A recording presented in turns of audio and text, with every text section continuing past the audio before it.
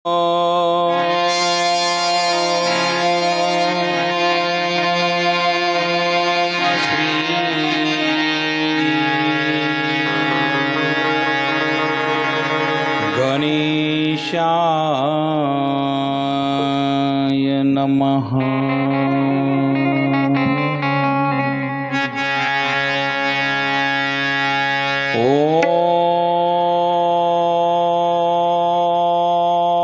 ओम श्री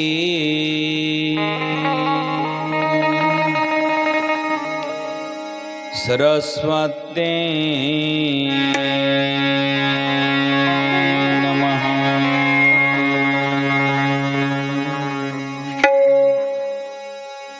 ओम श्री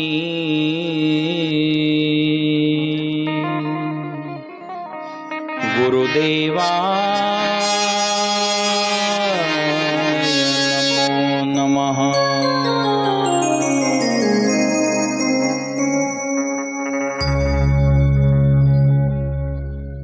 वक्रतुंड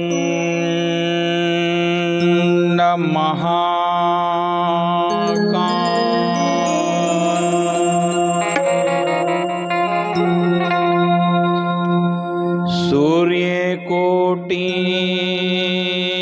समप्रभ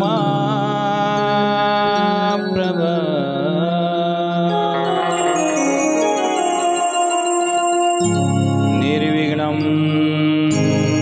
कुरु मे देव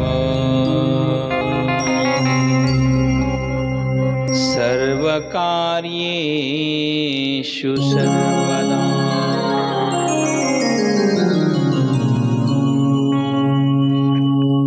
गोरक्षे जालिंदर चरपटाश्च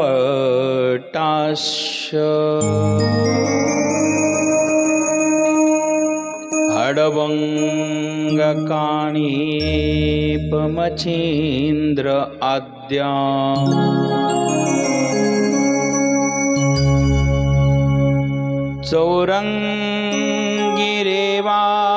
चौरंगिरेवानकभर्तरी संज्ञा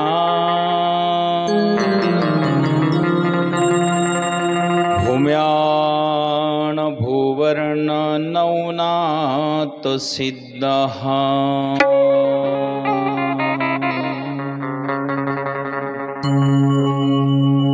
धन्ये धन्ये अडवंगनाथा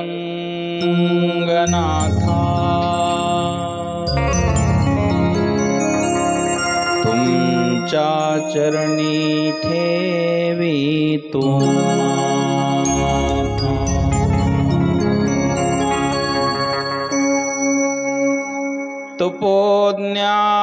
तपोज्ञान वैराग्य भक्ति स्वरूपम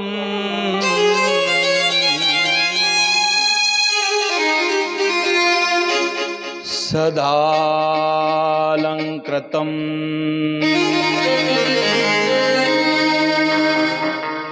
साधु संन्यासयोगम्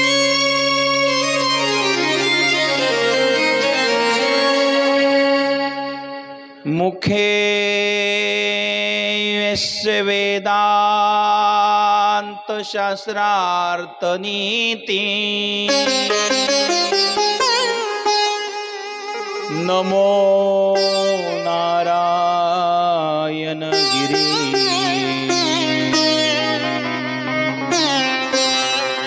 परब्रह्म स्वरूप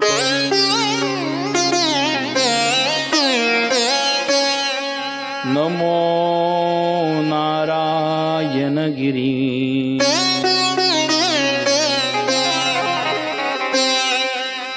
परब्रह्म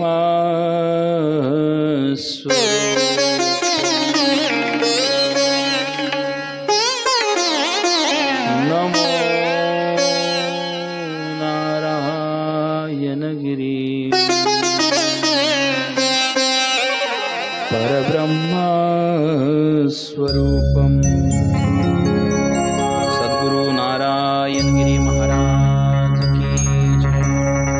श्री संत बैरागी बाबा महाराज की, नवनाथ महाराज की। बोलो रे भाई सब संतन की जय।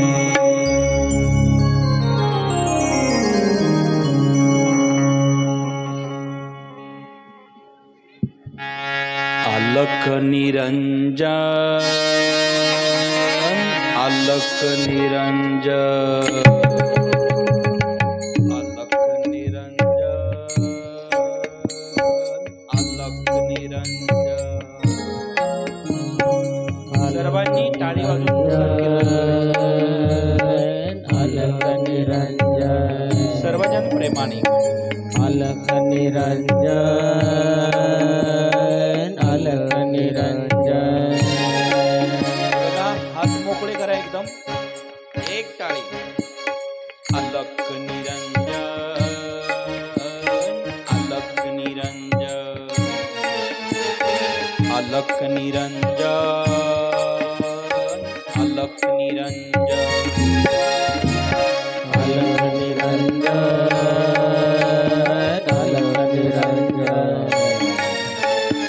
अलख निरंजन, अलख निरंजन।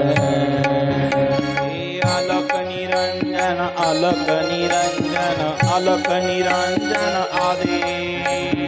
अलख निरंजन, अलख निरंजन, अलख निरंजन आदेश। अलख निरंजन, अलख निरंजन, अलख निरंजन आदेश। अलख निरंजन, अलख निरंजन, अलख निरंजन आदेश। अलख निरंजन, अलख निरंजन, अलख निरंजन,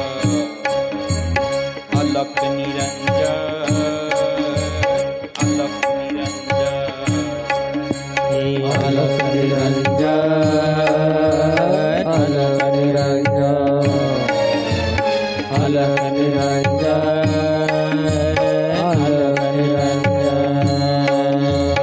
अलख निरंजन, अलख निरंजन, अलख निरंजन आदेश। अलख निरंजन, अलख निरंजन, अलख निरंजन आदेश।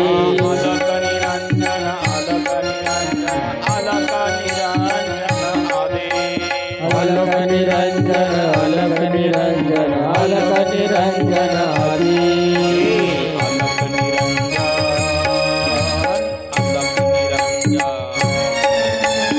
अलख निरंजन, अलख निरंजन, अलख निरंजन। अलख निरंजन, अलख निरंजन, अलख निरंजन, अलख निरंजन। हे अलख निरंजन, अलख निरंजन।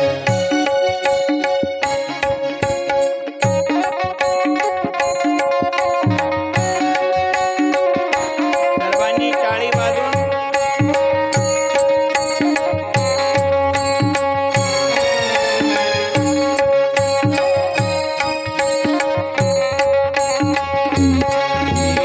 अलख निरंजन, अलख निरंजन, अलख निरंजन आदेश। अलख निरंजन, अलख निरंजन आदेश। अलख निरंजन, अलख निरंजन, अलख निरंजन आदेश। हो म्हणा सर्वजन। निरंजन, अलख निरंजन, अलख निरंजन आदेश। ये अलख निरंजन, अलख निरंजन, अलख निरंजन, अलख निरंजन। अलख निरंजन, अलख निरंजन, अलख निरंजन, अलख निरंजन। अलख निरंजन, अलख निरंजन, अलख निरंजन आदेश। अलख निरंजन, अलख निरंजन, अलख निरंजन आदेश। अलख निरंजन, अलख निरंजन, अलख निरंजन आदेश। अलख निरंजन, अलख निरंजन, अलख निरंजन आदेश। अलख निरंजन, अलख निरंजन, अलख निरंजन, अलख निरंजन। अलख निरंजन, अलख निरंजन, अलख निरंजन।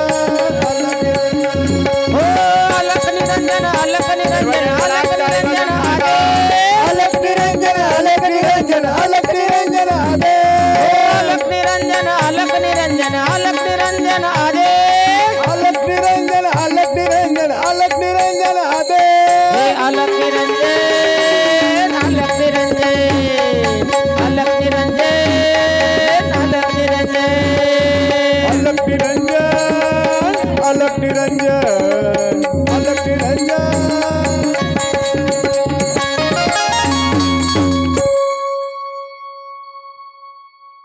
अलग निरंजन आदेश प्रेम से बोलो ना आदेश पवित्र मंगलमय वातावरणामध्ये आज या ठिकाणी आपल्या कथेचा आजचा 5वा दिवस आहे. कालपर्यंत आपण कथा भाग बघितला.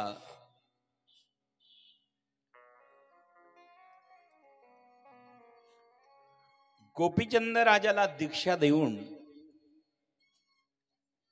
गोपीचंद राजा तीर्थयात्रेला निघालेला आहेत. आज या कथेकरता उपस्थित हरिभक्ती परायण रेवजीनाथ बाबा शिंदे महाराज आपलं आगमन झालं. धन्यवाद.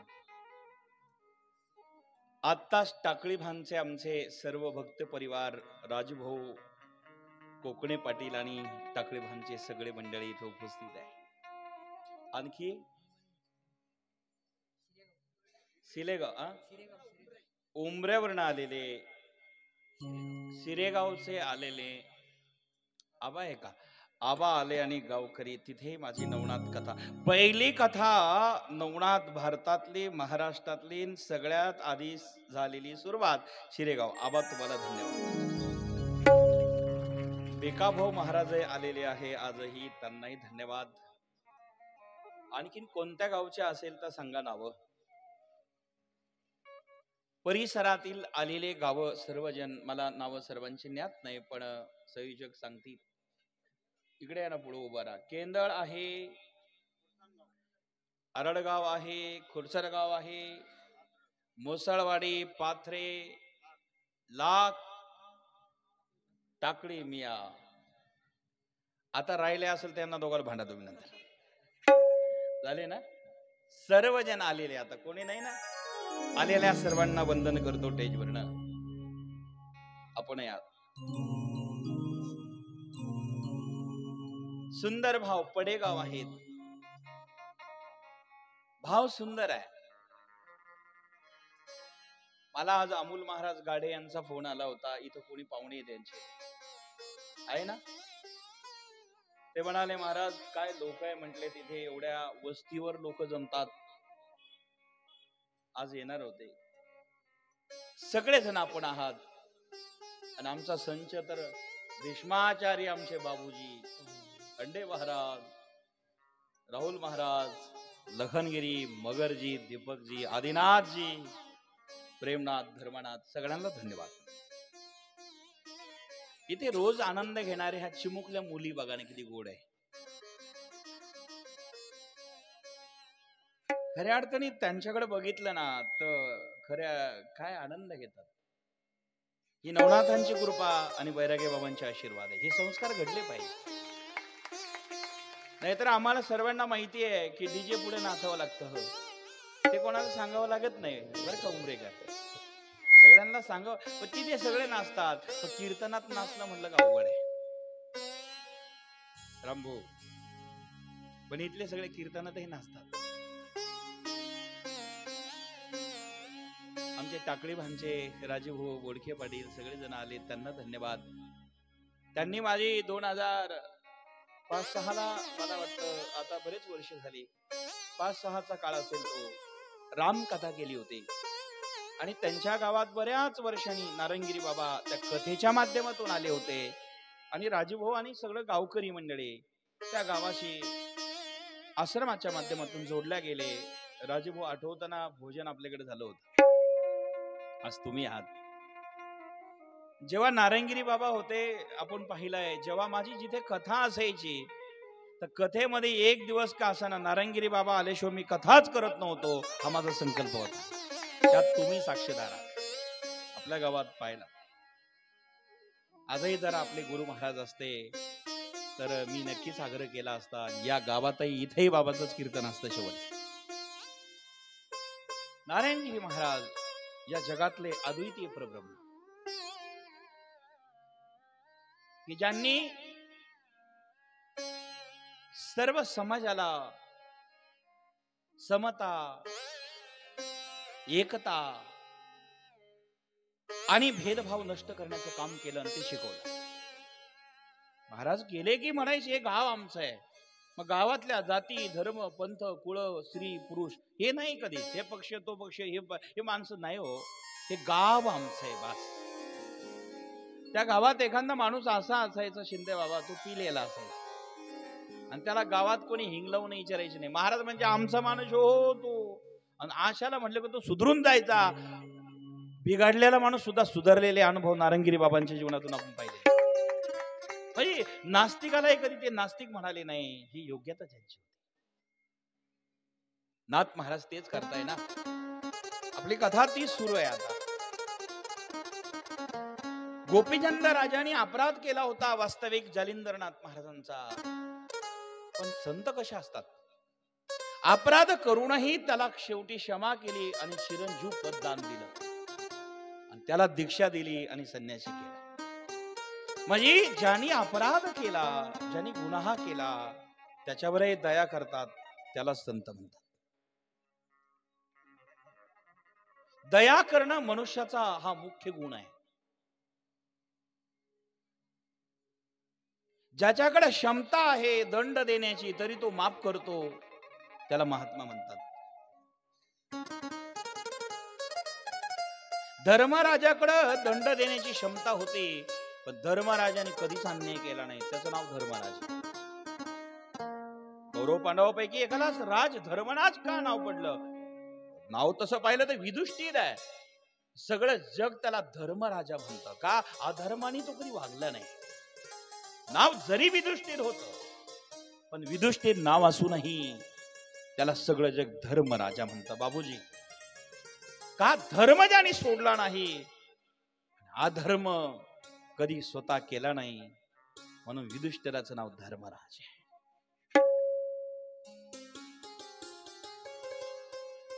जीवनामध्ये धर्म स्वीकारला, धर्माला अनुसरून जीवन वागायला, जीवन जगायला लागलो, त्यातला जो आनंद आहे मायबा,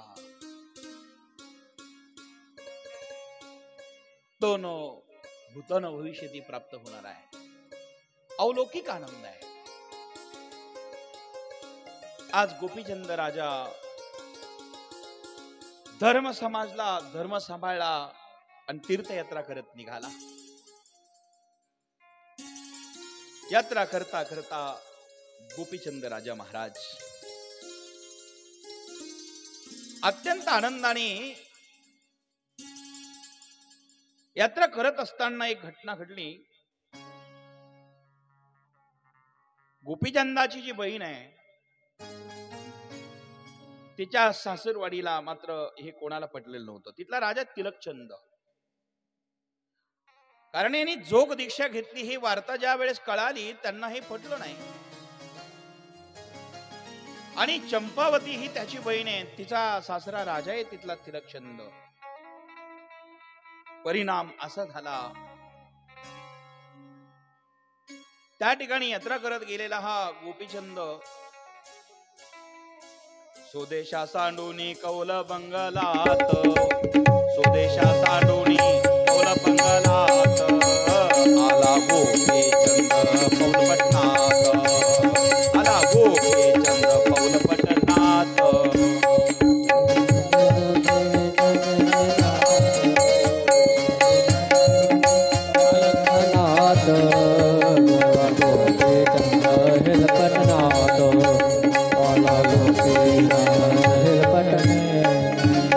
तिलकचंद नामे तेथीचा राजन,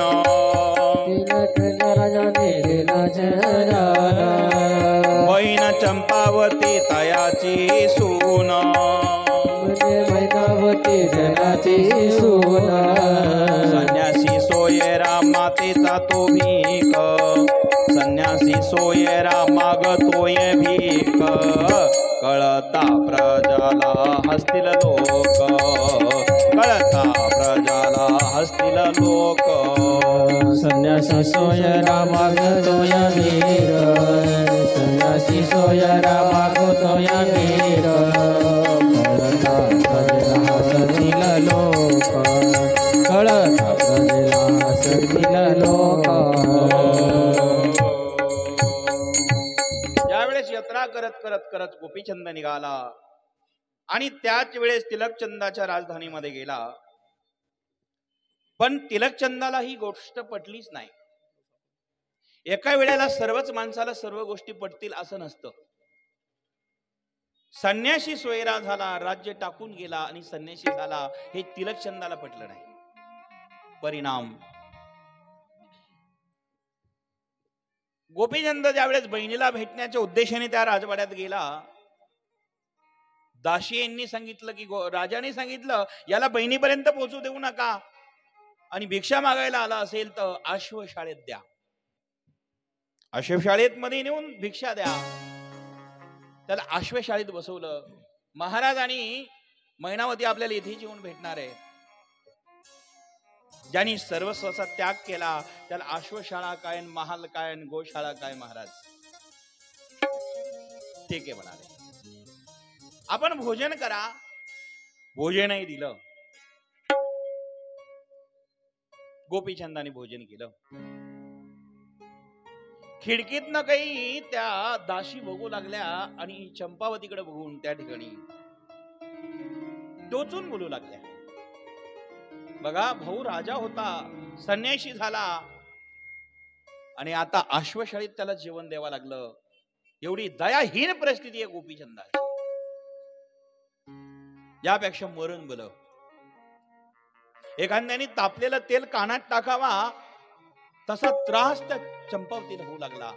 आपल्या भावाची निंदा करणारी हा ज्या दाश्या आहेत, हे काही योग्य वाटलं नाही, तिला बरं वाटलं नाही. आणि मग ती तडा तडा तडा तडा महालात गेली. एक भयंकर मोठा खंजीर घेतला, धारकन पोटामध्ये खुपसला आणि पोटात खंजीर खुपसून प्राणत्याग केला. चंपावतीने आपला प्राण संपवला. रक्ताच्या थारोळ्यात पडलेली चंपावती, आणि चंपावतीने त्या ठिकाणी प्राण संपवला, थारोळ्यात रक्ताच्या पडली. ही वार्ता दाशींनी ज्या वेळेस राजाला सांगितली, सर्व दोषाने त्या गोपीचंदाला देऊ लागले. याच्यामुळे बहिणीला मरावं लागलं, चंपावती राणीला संपावं लागलं. याच्यामुळे सगळीकडे अपकीर्ती होईल. ज्या वेळेस कळालं गोपीचंदाला, रडारड सुरू झाली. चंपावतीला अंतविधी करता तयार करण्यात आलं. गोपीचंद म्हणाला, याला माझं काही कारणच नाही, पण कदाचित माझ्या नावामुळे असं घडलं असेल तर माझ्या कुळाला बट्टा लागेल, कलंक लागेल. सर्वांना गोपीचंदाने विनंती केली की बाबा रे, हिचा अंतविधी करू नका. मी माझ्या गुरुला घेऊन येतो आणि हिला पुन्हा जिवंत करतो. लोक म्हटले आधीच वेडा झाला, राज्य सोडून दिलं, त्याग केला, संन्यासी झाला आणि आता मेलेलीला जिवंत करतो. हे काही योग्य नाही. हा बावळट झाला की काय? कधी माणसं नावं ठेवायलाच लागली ना तर काय ठेवतील सांगता येत नाही, काय बोलतील सांगता येत नाही. माणसाने तिकडे लक्ष द्यायचं नाही, हे ध्यानात ठेवा. या पारखे महाराज, बर्फे महाराज बसा. परिणाम कनोलीकर, सगळे संगमनेर, धन्यवाद. माय बापांनो विचार करा. गोपीचंद राजा अत्यंत दुःखी आहे. लोक ऐकत नाहीये. संन्यास घेतल्यामुळे डबल ऐकत नाहीये. आणि परिणाम शेवटी जाळण्याकरता तिला चितेवर ठेवलं. ज्या काही विधी असतात त्या केल्या. भावाला दया आली, माझी बहीण जिवंत होत असूनही करू देत नाही, आणि माझं काही कारणही नाही. लोक ऐकत नाही. शेवटी गोपीचंद राजाच्या चितेवर चढला, चितेवर बसला. पेटवायचा असेल तर बहीण भावा दोघांना पेटून द्या. माणसं किती जरी अपराध करू लागले तर जिवंत माणसाला जाळणार थोडीच. चंपावतीला जाळायला लागले, पण आता मात्र या ठिकाणी गोपीचंदाला जाळणार आहे ही वार्ता जेव्हा कळाली, शहाणे माणसं म्हटले अरे थांबवा, हा गोपीचंद बुद्धिमानच आहे. जर बहीण जिवंत करत असेल आणि करण्याची इच्छा असेल तर ठीक आहे. गोपीचंदा, तुला 4 दिवसाची मोहलत देतो. 4 दिवसात जर तू आला नाही तर आम्ही हे प्रेताची अंत्यविधी करणार. जा तुझ्या गुरुला घेऊन ये. परिणाम, एक हात कापण्यात आला तिचा. सांगितलं हा हात घेऊन जा. आणि गोपीचंद राजा आपल्या गुरुच्या शोधार्थात निघाले. इकडे अंतर्यामी गुरुदेव जालिंदरनाथ महाराजांना सर्व वार्ता कळाली आणि जालिंदरनाथ महाराज त्याच ठिकाणी आकाशमात प्रगट झाले. 4 दिवसांनी येणारे गोपीचंद एका प्रहाराच्या आत आले आणि जालिंदरनाथ महाराज आलीची वार्ता ज्या वेळेस कळाली, सर्वकडे आनंदच आनंद झाला.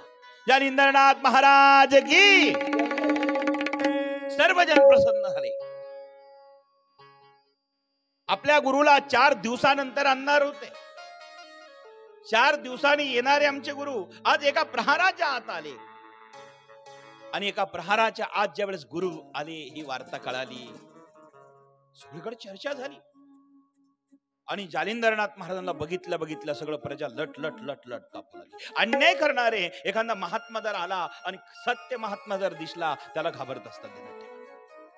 तपाच्या शक्ती पुढे ऐश्वर्याची शक्ती चालत नसते. ऐश्वर्याची शक्ती ही सीमित शक्ती आहे, पण तपाची शक्ती ही अगणित शक्ती आहे. ज्यांच्याकडे तपाची शक्ती आहे, एका ब्रह्मांडाचा विनाश करण्याची ताकदही तपश्चर्यात आहे आणि एका ब्रह्मांडाचं कल्याण करण्याची ताकदही तपातच आहे. म्हणून ज्ञानोबरायला म्हणावं लागलं, कौरव कुळामध्ये कशी व्यक्ती होते, एक एकाची मनोव्यापारे, हे विश्वची नोहे संवारे, हा कृपाचार्य न पुरे खलाची. मौली म्हणतात हे कृपाचार्य एवढा महान आहे, ब्रह्मांडाचा विध्वंस करेल, कल्याणही करेल. कौरव सैन्यात होते पण अधर्मामुळे कौरव संपले गेले. कधी कधी शक्ती प्राप्त होती पण ती शक्ती सत्मार्गाला वापरली नाही, सत्यकर्माला वापरली नाही, तर अधर्माला वापरल्यानंतर शक्ती सुद्धा नष्ट झाल्याशिवाय राहत नाही. आज या ठिकाणी जालिंदरनाथ महाराज रागवले, माझ्या शिष्यांचा तुम्ही जो अपमान केला गोपीचंदाचा, आणि त्या ठिकाणी जालिंदरनाथ महाराजांनी सांगितलं या चंपावतीचा हात आणा. आणला, त्या प्रेताला लावला, झोळीतनं भस्म काढला, अभिमंत्रित केला आणि संजीवनी मंत्र टाकून त्या ठिकाणी महाराज गोपीचंदानी स्पर्श केला आणि आवाज दिला, चंपावती उठ. उठ म्हटल्या जशी झोपीतून एखादी बाई उठून यावी तशी चितेवरनं चंपावती चालत आली. महाराज, ही नवनाथांची जालिंदरनाथाची कृपा, ही गुरुदेवाची कृपा. मेलेली व्यक्ती जिवंत करणं सोपी गोष्ट नाहीये. चंपावती चालत आली. मग तिचा जो सासरा होता तिलकचंद लटलट कापू लागला, क्षमा करा महाराज, चुकी झाली. आम्हाला गोपीचंदानी संन्यास घेतल्यामुळे पटलं नाही, म्हणून द्वेषाच्या पोटी आम्ही तिला जाळत होतो. चर्चा विविध झाली पण शेवटी दया केली. सांगितलं ठीक आहे, हरकत नाही. मग आज महाराज तुम्ही जाऊ नका, आमच्याच घरी राहा, भोजन करा. सुंदर प्रकारचा चंपावतीने स्वयंपाक केला, जेवण सुरू झालं. गुरुदेव प्रसन्न झाले आणि त्याच ठिकाणी चंपावती महाराज जिवंत झाल्यानंतर अत्यंत आनंद आहे. आणि जेवण त्या ठिकाणी झालं, अत्यंत आनंदाने तो दिवस गेला. गोपीचंद राजा राजभवनात चंपावतीच्या संग चर्चा करत असताना आत्मकल्याणाविषयी चर्चा करतात. आणि जालिंदरनाथ महाराजांची किमिया सर्वांनी बघितली. सर्वांनी जालिंदरनाथ महाराजांकडे क्षमाही मागितली. राव क्षमा करी नाथ जालिंदरनाथ, रावा क्षमा करी नाथ जालिंदरनाथ, राव क्षमा करी नाथ जालिंदरनाथ, राव क्षमा करी नाथ जालिंदरनाथ, राव क्षमा करी नाथ जालिंदरनाथ, राव क्षमा करी नाथ जालिंदरनाथ, राव क्षमा करी नाथ जालिंदरनाथ, राव क्षमा करी नाथ जालिंदरनाथ. आनंदे घेती योगी पाहून चार, आनंदी गीती योगी पाहुण चार, चंपावती बाळी भ्रतरा संगती, चंपावती बाळी भ्रतरा संगती, वैसावी भोजना आपल्या पंगती, वैसवी भोजना आपुल्या पंगती, चिरंजीव केली देवोनी प्रसाद, चिरंजीव केली देवोनी प्रसाद, देवोनी निरोप केले गोपीचंद, देवोनी निरोप केले गोपीचंद, देवोनी निरोप केले गोपीचंद.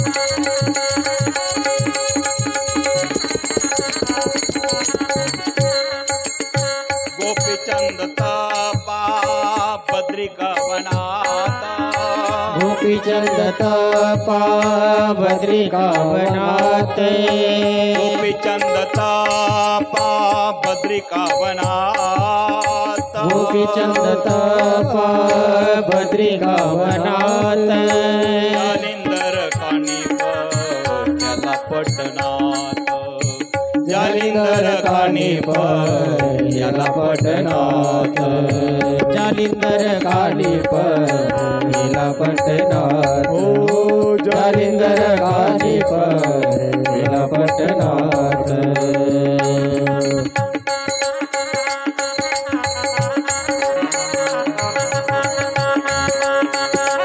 जय हो सुंदर भाव.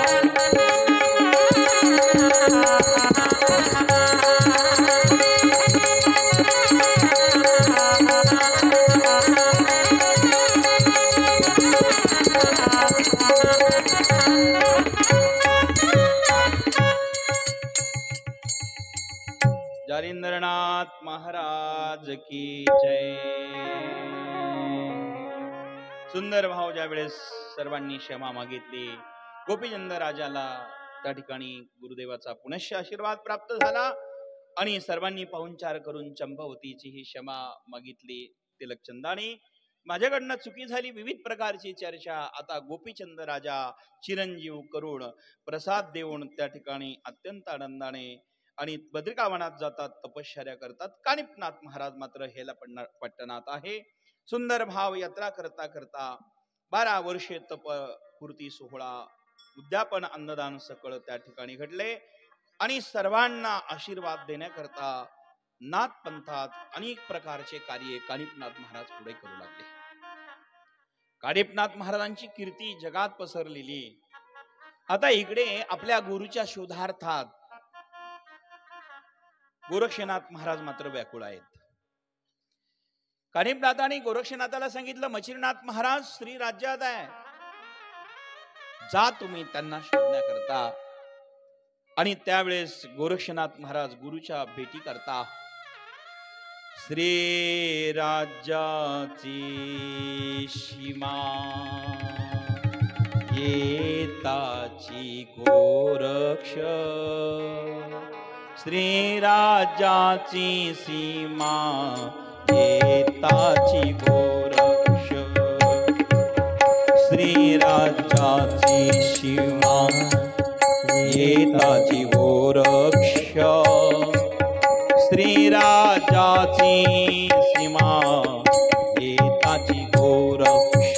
सर्वजन म्हणा, श्री राजाची सीमा येताची गोरक्ष, श्री राजाची सीमा सर्वजन प्रेमाने म्हणा, सर्वजन गोरक्ष, श्री राजाची सीमा येताची गोरक्ष, श्री राजाची सीमा येताची गोरक्ष. ओनिया दक्ष देखताची, ओनी तो दक्ष देखताची, ओनी तो दक्ष देखताची, ओनिया दक्ष देखताची. श्री राज्याची सीमा येताची गोरक्ष, श्री राज्याची सीमा येताची गोरक्ष, श्री राज्याची सीमा येताची गोरक्ष, श्री राज्याची सीमा येताची गोरक्ष. श्री राजाची सीमा येताची गोरक्ष, श्री राजाची सीमा येताची गोरक्ष, श्री राजाची सीमा येताची गोरक्ष, श्री राजाची सीमा येताची गोरक्ष. भेटली कलिंगा नामी नृत्यांगना, भेटली कलिंगा नामी नृत्यांगना, दावी कला गुण लोका माझी, श्री राजाची सीमा येताची गोरक्ष, श्री राजाची सीमा येताची गोरक्ष, ओनिया तो दक्ष देखताची, ओनिया तो दक्ष देखताची, श्री राजाची सीमा येताची गोरक्ष, श्री राजाची सीमा येताची गोरक्ष, होनी तो दक्ष देखताची, हो होनी तो दक्ष देखताची.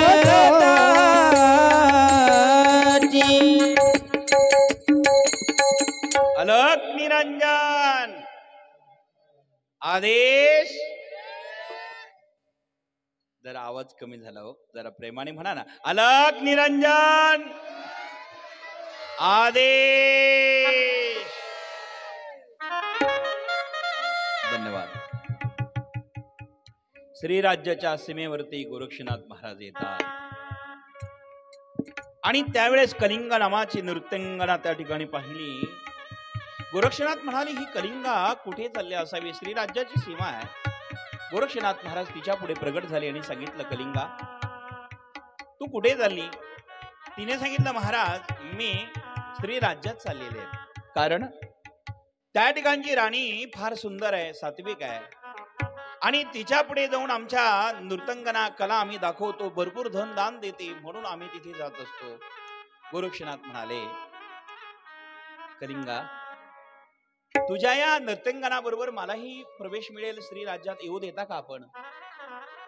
कलिंगा म्हणाली, महाराज तुम्ही संन्यासी साधू दिसतात, तुम्हाला श्री राज्यात पुरुषांना मज्जा आहे.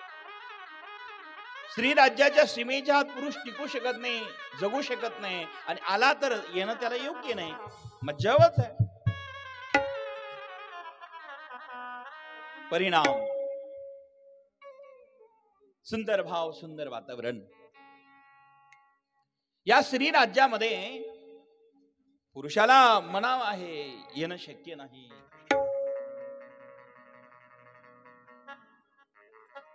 गोरक्षनाथ म्हटले, त्याची चिंता तू करू नको,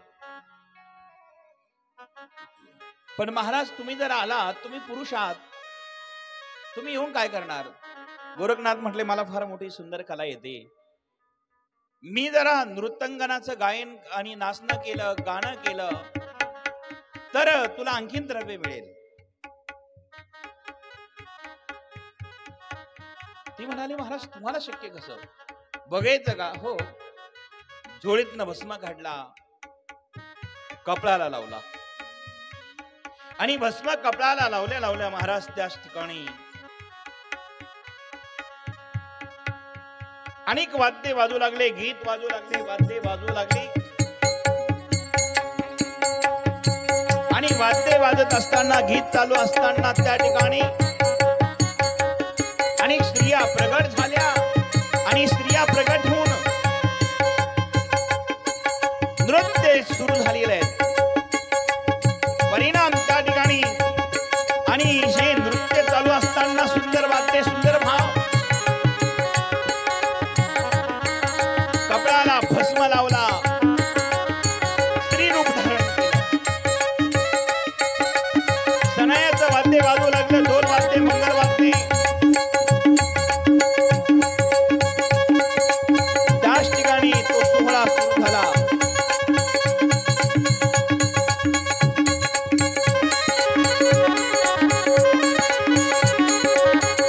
आणि मग सुंदर रूप धारण केलं गोरक्षनाथ महाराजांनी स्त्रीचं, आणि वाद्य वाजू लागले, गायन सुरू झालं, नृत्य कला सुरू झाली, आणि वृक्षही गायन करू लागले.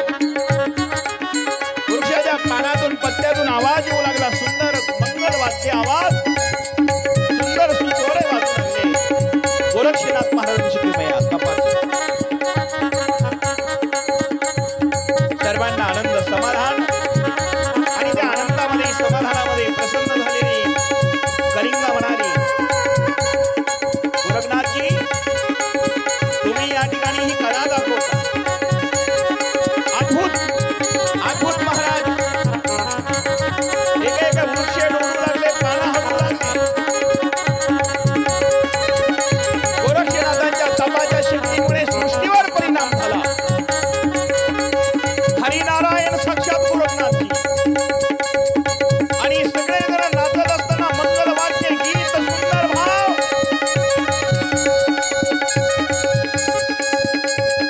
शाबाश. कलिंगा प्रसन्न झाली, महाराज धन्य आहेत आपण.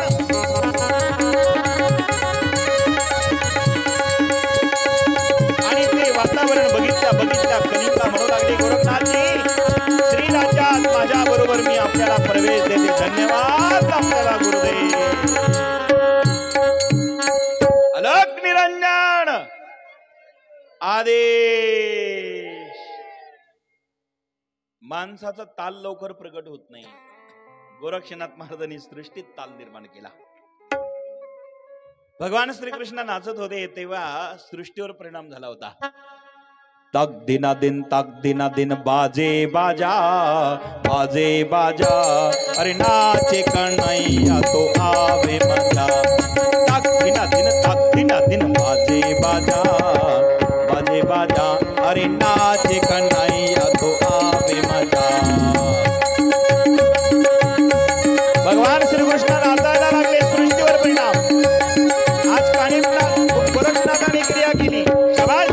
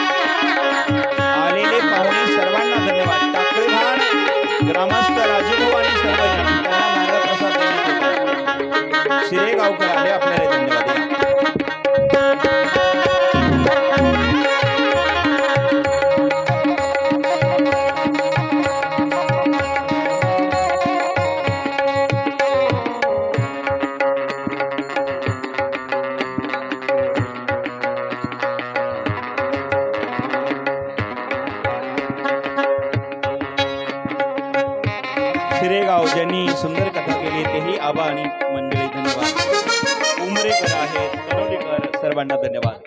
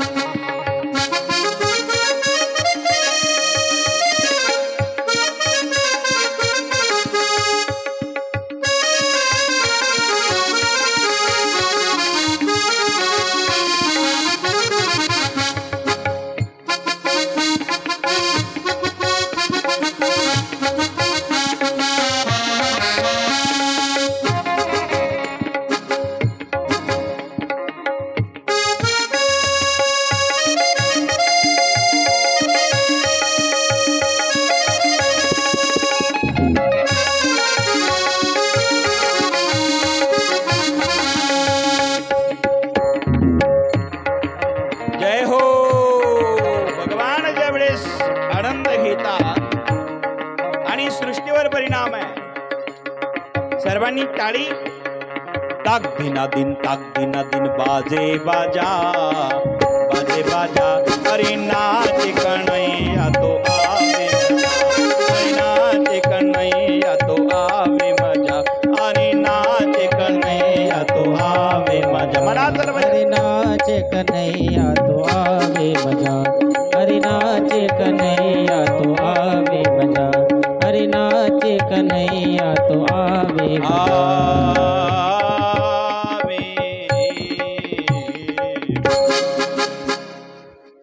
परिणाम सृष्टीवर झाला. अलक निरंजन आदेश.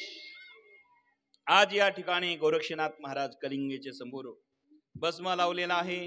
गायन त्या कला मोहिले सकला, गायन त्या कला मोहिले सकला, गायन त्या कला मोहिले सकला, गायन त्या कला मोहिले सकला, गायन त्या कला मोहिले सकला, गायन त्या कला मोहिले सकला, गायन त्या कला मोहिले सकला. गोरक्षनाथ महाराजांनी सकळ कळा मोहिल्या. गायन त्या कला मोहिले सकला. दावी नृत्य ताळा वेगळा, दावी नृत्य काळा वेगळा, गायनाच्या काळा मोहिले सकला, गायनाच्या काळा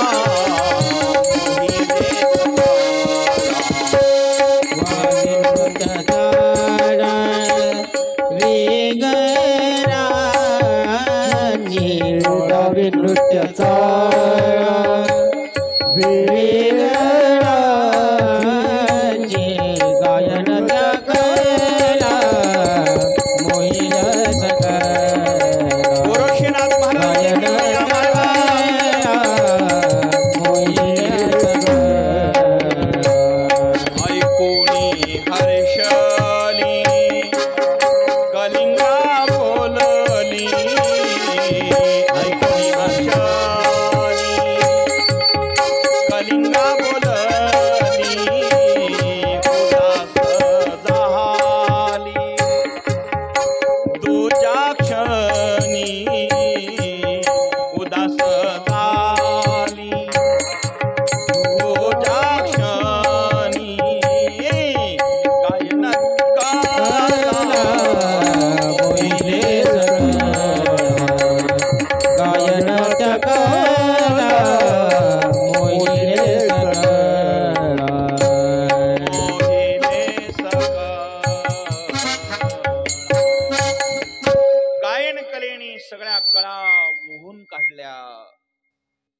गायन त्या कला मोहिले सकळा, दावी नृत्ये चाळा वेगळाची, ऐकोणी हर्षली कलिंगा, बोलली उदास झाली तुझ्या क्षणी.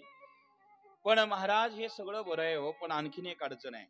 मुख्य अडचण पुरुष मरण, मुख्य अडचण पुरुष मरण, ही मुख्य अडचण पुरुष मरण, मुख्य अडचण पुरुष मरण, मुख्य अडचण पुरुष मरण, मुख्य अडचण पुरुष मरण, मुख्य अडचण पुरुष मरण, मुख्य अडचण पुरुष मरण. होता आगमन तया ठाया, होता आगमन तया ठाया, मुख्य अडचण पुरुष मरण, मुख्य अडचण पुरुष मरण. होता आगमन तया ठाया, होता आगमन तया ठाया, मुख्य अडचण पुरुष मरण, मुख्य अडचण पुरुष मरण, मुख्य अडचण पुरुष मरण.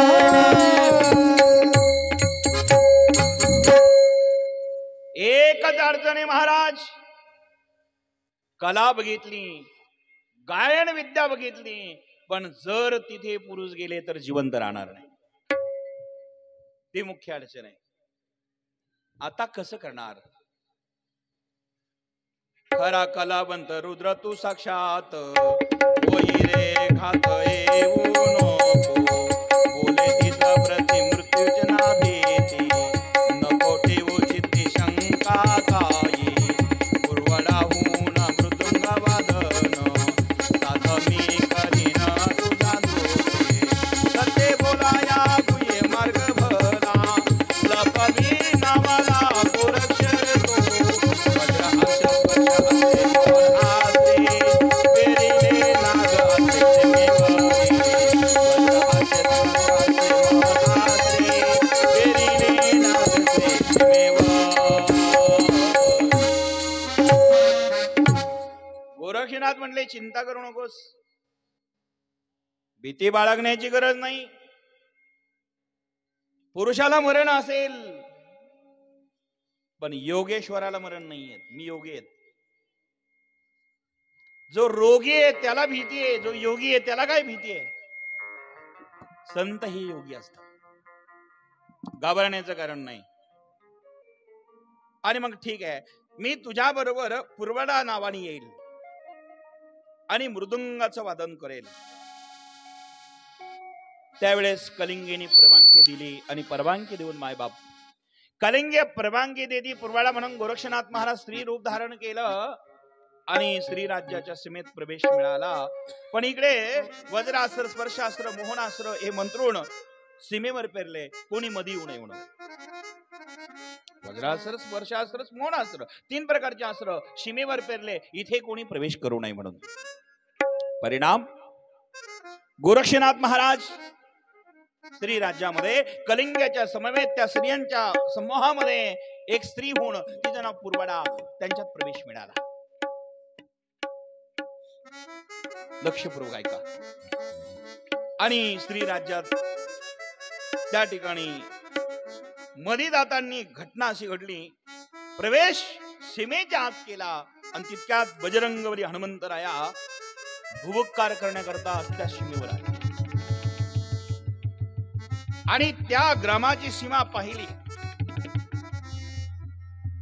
उल्लाला गोळोणी सीमा चिट पटणा ग्रामा, गोरक्षे मुक्कामा राहिला तो, श्री देशा मारुती यता सीमेवरी,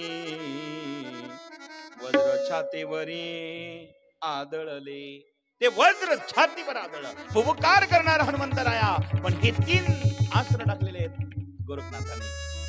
राजाराम बाबा 3 प्रकारचे अस्त्र छातीवर आदळलं. वज्र हृदय मारुती लटलट कापू लागला. काय नाथांची किमया असेल हो. मारुती रायाच्या सीमेवरती छत्र आदळलं. मारुती राया त्या ठिकाणी चकित झाले, हे कोणी केलं असावं.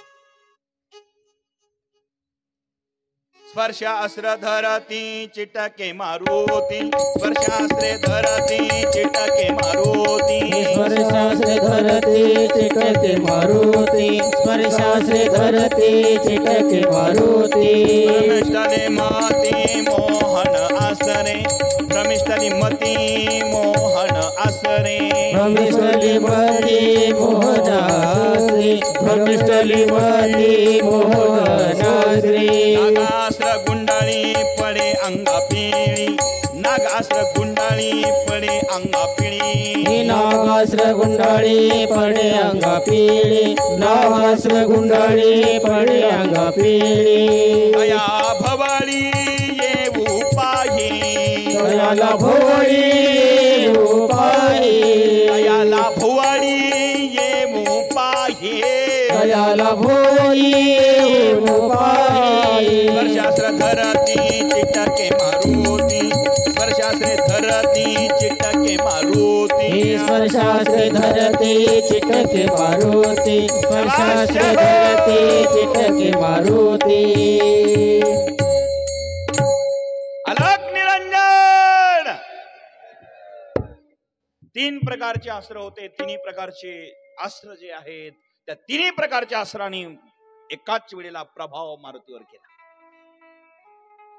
माय बापांनो, स्पर्शास्त्राने मारुती त्या ठिमेवरती चिटकला, छातीवर ती आदळले आणि स्पर्शास्त्राने चिटकून गेला. मोहनास्त्राने बुद्धी भ्रमिष्ट झाली. मी इथे कशाला आलो हे कळायलाच तयार नाही. काही काही शहाणे माणसं सुद्धा अशा ठिकाणी जातात, काही कळत नाही, बुद्धी भ्रष्ट होते.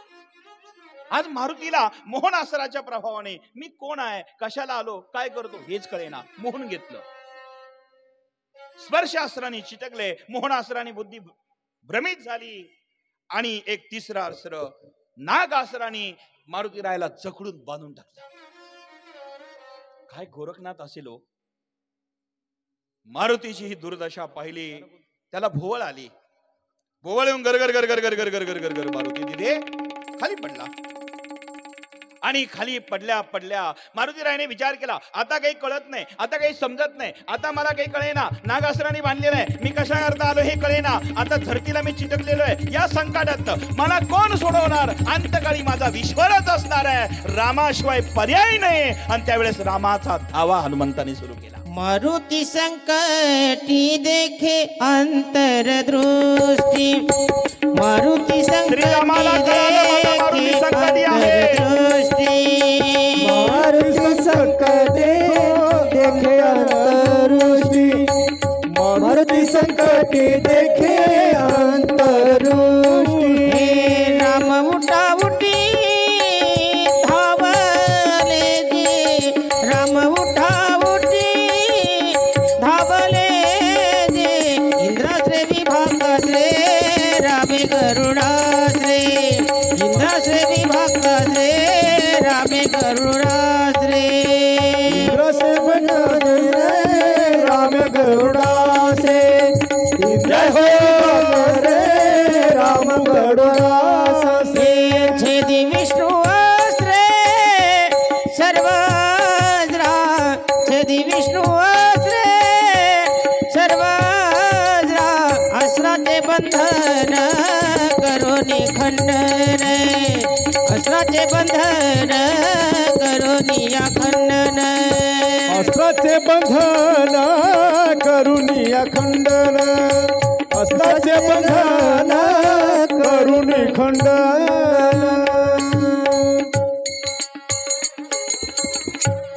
या संकटामध्ये माझा प्रिय भक्त हनुमंत संकटात आहे. मारुती संकटे देखिले अंतरदृष्टी, राम उठा उठी धावले जी. भगवान श्रीराम प्रगट झाले आणि श्रीरामाने प्रगटून बघितलं, माझा वज्र हृदय मारुती संकटात आहे. त्याच ठिकाणी संकटात बघितल्या मारुतीला आणि मग त्या मारुतीला अस्त्र मुक्त करण्याचं काम. इंद्रास्त्र विभक्तास्त्र रामास्त्र गरुडे, छेदी विष्णुआस्त्रे सर्वास्त्रा. इंद्रास्त्राने विभक्तास्त्राचा नाश केला, रामास्त्राने गरुडास्त्राने त्या ठिकाणी माईबापांनो रामास्त्राने गरुडास्त्राचा नाश केला आणि विष्णुअस्त्राने सर्व अस्त्राचा नाश केला. मच्छिंद्र त्या ठिकाणी महाराज त्यांचा जो शिष्य आहे बलतर आहे, खडतर आहे, कोण आहे ता? आणि मग हनुमंत सुधीवर आल्यावर विचारलं, महाराज ही अवस्था माझी कोणी केली? रामाने अंतर्दृष्टीने पाहिलं, एक महान योगी गोरखनाथ आलेले आहेत. मच्छिंद्राला नेण्याकरता तो श्री राज्यातून आला. सावध राहा गोरक्षा. मच्छिंद्राने वाया गोरक्षा माया, ज्ञानी रघुराया आले सारे, ज्ञानी रघुराया आले सारे, ज्ञानी रघुराया आले सारे. मच्छिंद्राला नेण्याकरता तो आलेला आहे. गोरक्षनाथ लटलट कापू लागले. त्या ठिकाणी गेलेले पुढे गोरक्षनाथ महाराज श्री राज्यात प्रवेश करतात. नेण्याकरता आलेले आहेत. मारुती म्हणाला, जर असं झालं ना प्रभू, गोरक्षनाथांनी जर मच्छिंद्रनाथाला नेलं तर मी वचनात गुंतलेलो आहे. आणि मच्छिंद्रनाथ महाराज जर श्री राज्यातून गेले तर हे योग्य नाही. राम म्हणाले, तुझं कार्य संपलं. तू मैनाकिनीला वचन दिलं होतं ते आता पूर्ण झालेले आहेत. माणसाने जास्त लोभात पडू नये हो. त्यागात शांती अनंतरम. लोभ दुःख देतो, त्याग सुख देतो, हे ध्यानात ठेवा. पण मारुती म्हणाला, प्रभू काही झालं तरी चालेल, पण गोरक्षनाथ महाराज मच्छिंद्रनाथाला घेऊन जाता कामा नाही. आणि दोघे तिथे ब्राह्मणाच्या वेशामध्ये राम, श्रीरामजी आणि बजरंगबली मारुती राया गोरक्षनाथ महाराजांच्या पुढे आले. आणि ते दोघे चिन्नापटाने आल्यानंतर त्या ठिकाणी येऊन बघतात, गोरक्षनाथ महाराज मध्ये आलेले आहेत. आणि ब्राह्मणाचा वेश धारण केला. निघाले मारुती सवे रघुपती, दोघे आले राती चिन्नापटनी, दोघे आले राती चिन्नापटनी, दोघे आले राती चिन्नापटनी. निघाले मारुती सवे रघुपती, दोघे आले राती चिन्नापटनी, दोघे आले राती चिन्नापटनी, दोघे आले राती चिन्नापटनी. रात्रीच्या वेळेला चिन्नापट्टणामध्ये आले आणि गोरक्षनाथ महाराज तिथे आहेत. ब्राह्मणाच्या वेशामध्ये गेले, गोरखनाथजीला नमस्कार केला. जरा कल्पना करा, ज्या गोरक्षनाथाला श्री रामानी नमस्कार केला असेल, काय अधिकार असेल हो गोरखनाथांचा. मारुतीराय हात जोडतात, ब्राह्मणाचा वेश धारण केला. भिका भाऊ महाराज नमस्कार केला आणि सांगितलं, महाराज तुमच्यासारखा साधू या जगात आज कोणीच नाही. एकच इच्छा आहे. तुम्ही योगी थोर ज्ञानीदान चूर, तुम्ही योगी थोर ज्ञानीदान चूर, तुम्ही योगी थोर ज्ञानदान शूर, तुम्ही योगी थोर ज्ञानदान शूर.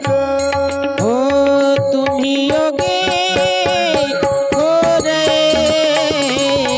ज्ञानीदान शूर, हो तुम्ही योगी थोर ज्ञानीदान शूर, तुम्ही योगी थोर ज्ञानदान शूर, तुम्ही योगी थोर ज्ञानदान शूर. हो तुम्ही योगी थोर ज्ञानीदान शूर, न धाडी माघार या चकाची, तुम्ही योगी थोर ज्ञानीदान शूर, न धाडी माघार या चकाची, न धाडी माघार या चकाची, न धाडी माघार या चकाची, तुम्ही योगी थोर ज्ञानीदान शूर, हो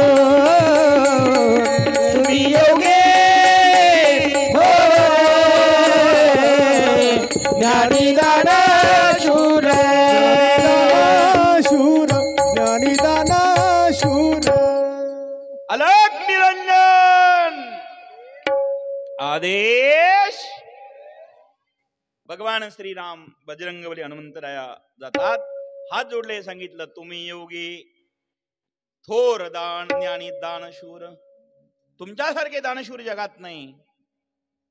एकच विनंती, आम्ही जे मागायला आलो तेवढं द्या. कुरुक्षेत्रात म्हणाले तुम्ही श्रीराज्यात आलात, या ठिकाणी येऊन मला विनंती करतात, इथं एकही पुरुष जिवंत राहू शकत नाही, आणि या राज्यात येऊन मला जर विनंती करत असेल तर खरं सांगा तुम्ही कोण आहे आधी. कारण इथं सामान्य जगू शकत नाही आणि सामान्याला अधिकार नाही. ज्या अर्थी तुम्ही आला, तुम्ही कोण आहे परिचय द्या, मग मी बोलतो. शंका मनात आली, गोरक्षाच्या ध्यानी शंका आली मना, गोरक्षाच्या ध्यानी शंका आली मना. हे गोरक्षाच्या ध्याना शंका आली मना, गोरक्षाच्या ध्याना शंका आली मना, गोरक्षाच्या ध्यानी शंका आली मना, गोरक्षाच्या ध्याना शंका आली मना, गोरक्षाच्या ध्यानी शंका आली मना, गोरक्षाच्या ध्यानी शंका आली मना. पुरुषाया असताना जिवंत कैसे, पुरुषाया असताना जिवंत कैसे, गोरक्षाच्या ध्याना आली मना, गोरक्षाच्या ध्यानी शंका आली मना. पुरुष या स्थाना जिवंत कैसे, पुरुष या स्थाना जिवंत कैसे, गोरक्षाच्या ध्यानी शंका आली मना, गोरक्षाच्या ध्यानी शंका आली मना. अलग निरंजन आदेश. गोरक्षाच्या मनात शंका आली, हे आलेच कसे इथं जिवंत? ज्या अर्थी जिवंत आले हे सामान्य नाही. कोण आहे तुम्ही परिचय द्या. शंका आली म्हणा. बर का, शंका आली. परगे महाराज, शंका आली, आणि शंका आल्यावर विचारलं तुम्ही खरे कोण आहे सांगा. शापित देशात, शापित देशात मृत्यू पुरुषास सांडून आसराच आले कैसे, सत्य तुम्ही कोण येण्याचे कारण, बोलाली वचन सत्य सत्य. राम हनुमंत दोघे प्रगटून देती आलिंगन, गोरक्षात गोरक्ष विनवी मच्छिंद्र हजती, स्वदेश सांगाती नेऊन. आता जमलं कोण आहे तुम्ही, प्रगट का होत नाही तुम्ही. मग लक्षात आलं, प्रगट झाले. या शापित देशात तुम्ही ज्या अर्थी पुरुष आलात, कोण आहात सांगितलं. महाराज मी स्वतः श्रीराम. श्रीराम? हा तुम्ही? मी मारुती बजरंगबली. ठीक आहे, दोघे प्रगट झाले. आणि राम हनुमान दोघे जण प्रगट होऊन गोरक्षनाथ महाराजांना आलिंगन दिला. जसं लहान मुलाला ऐनी आलिंगन द्यावं, छातीला लावला. आनंद आहेत. प्रसन्न झालेले श्रीरामजी. गोरखनाथांनी श्रीरामाच्या चरणावर साष्टांग दंडवत घातला, हनुमंताच्या चरणावर दंड प्रणाम केला. महाराज कृपा झाली, आपण आलात, काय इच्छा आहे सांगा. हनुमंत म्हणाले एकच इच्छा आहे, तू श्री राज्यात एक तर जाऊ नको, गेला तर मच्छिंद्राला इथून नेऊ नको. रामाने सांगितलं. हनुमान म्हणतो ते बरोबर आहे. गोरखनाथ म्हणले गुरुदेव गुरुदेव प्रभू विश्वरा रामा, जे शक्य नाही असं मला वचन देऊ नका. माझ्या गुरुदेवाला मी नेल्याशिवाय राहणार नाही प्रभू.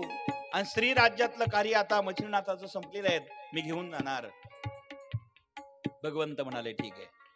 पण मारुतीला काही पटलं नाही. मारुती म्हणाले काही झालं तरी चालेल, पण मच्छिंद्राला नेता कामा नाही. भगवान श्रीराम निघून गेले. मारुतीराया पुन्हा त्याच ठिकाणी जाऊन, मध्यरात्रीचा प्रसंग आहे, मैनाकिनी झोपलेली होती, मच्छिंद्रनाथ झोपलेले आहेत. हाताने हलवून जागे केलं आणि सांगितलं उठ, झोपले काय, जागे होण्याची वेळ आहे आता. जो तुला योगी मच्छिंद्रनाथ लाभला होता त्याचा जाण्याचा दिवस निकट आलेला आहे, जरा झोपती काय, जरा उठ. हनुमंतानं तिला जागी केला आणि सांगितलं इथं महान शिष्य मच्छिंद्रनाथ महाराजांचा गोरखनाथ आलेला आहे. सीमेच्या आत प्रवेश केला आणि कधी घेऊन जाईल मच्छिंद्रनाथाला सांगता येत नाही. सावध राहा, काही कर, पण त्याला इथून तू बाहेर जाऊ देऊ नकोस. मारुतीने पुन्हा मैनाकिनीला ही सूचना केली. मैनाकिनी अत्यंत दुःखी आहे. तो दिवस निघून गेला. दुसऱ्या दिवशी राजसभेमध्ये अनेक स्त्रिया नर्तंगना पुरवडासह त्या कलिंगा तिथे आल्या आणि गायनाच्या कार्यक्रमाला सुरुवात झाली. मी आतापर्यंत त्या गायनाच्या कलेला सुरुवात झाली. महाराज तिथे सुंदर भाव आणि गायन कला चालू असताना, वादन चालू असताना त्याच ठिकाणी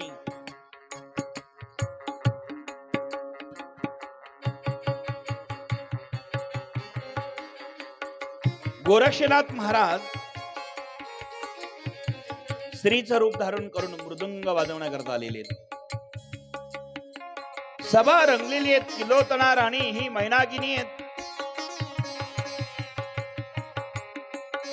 ही किलोतना राणी हिची जी कथा आहे ही पण फार सुंदर आहे. ती किलोतना मैनाकिनी कशी झाली? ती सील दीपाची सुंदर पद्मिनी होती आणि पद्मिनी असताना फार सुंदर होती. राणी किलोतळा ही मैनाकिनी, सिंहल दीपाची सुंदर पद्मिनी, सिंहल दीपाची सुंदर पद्मिनी, लावण्याची खाणी मदन मोहनी, लावण्याची खाणी मदन मोहनी, उभी धवालारी अभ्यंगण्याऊनी, उभी धवालारी अभ्यंगण्याऊनी, दोही केसवले सुकविता उन्हात, दोही केस सुले सुकविता उन्हात, अंग अंग फुले मैत मैतात, अंग अंग फुले मस्त मैरनाथ, दोही केस ओले सुकवी उन्हात, दोही केस ओले सुकवी उन्हात, अंग अंग फुले मस्त यवनात, अंग अंग फुले मस्त यवनात.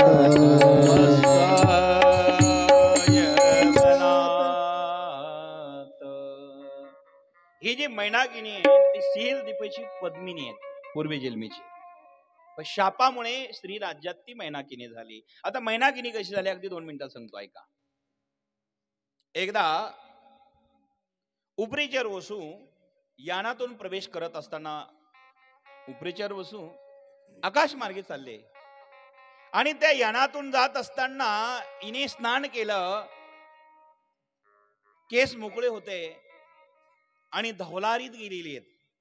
त्या धवलारीतनं तारुण्य संपन्न व्यक्ती, यवन अंगामध्ये आहे, तारुण्य आहेत, सुंदर स्वभाव आहे, सुंदर आहेत.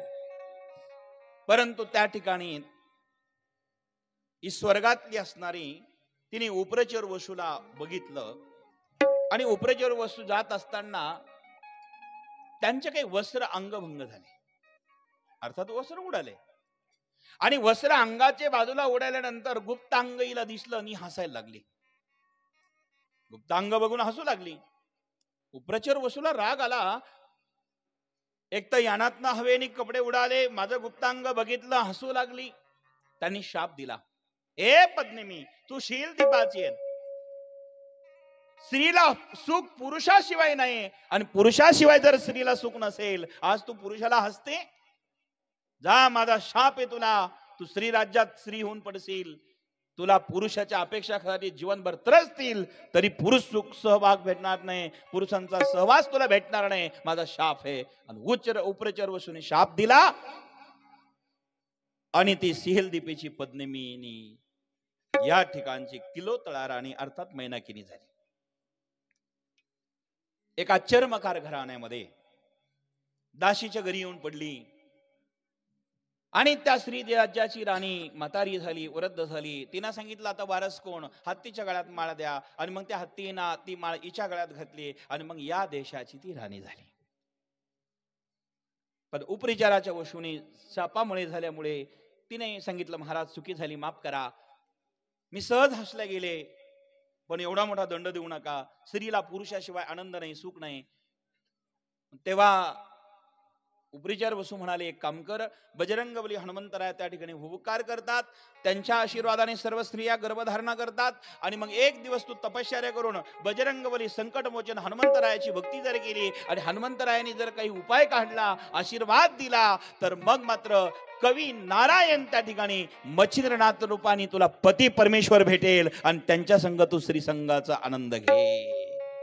मग त्या दोघांच्या सहयोगातनं मी स्वतः माझाच अंश उपरिचार म्हणजे मी मीननाथ रूपाने तुमच्या पोटी जन्म घेईल, हा माझा आशीर्वाद राहील. आणि तेच उपरिचार वशू मच्छिंद्रनाथ महाराजांच्या मैनावतीच्या सहवासातनं मीननाथ महाराज झाले. मीननाथ महाराज की तो मीननाथ जन्माला आला तो उपरिचाराचाच अंश आहे. आणि परिणाम माय बापांनो,